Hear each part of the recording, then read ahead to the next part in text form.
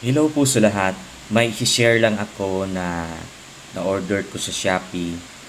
Mugs ito na pang Neo Sporty.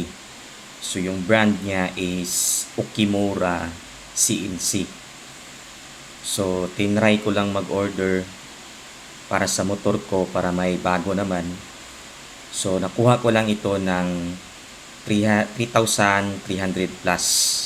Kasi meron din akong voucher na na-apply. Kaya ganyan na lang yung price niya. Pero yung original na price niya nito is 4,300. So ipapakita ko sa inyo ang itsura ng mags na ito. Dito ako nag-order na shop. So yan yung original price niya, 4,320. Tapos nakuha ko na lang siya ng 3,369. Ito na yung mags na na-deliver sa akin.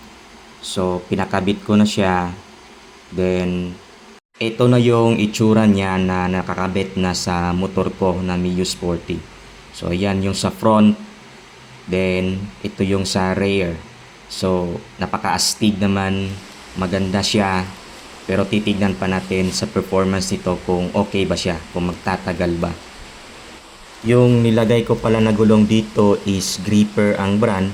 So yung size niya sa harap is 70-80, tapos yung sa rear naman is 80-80.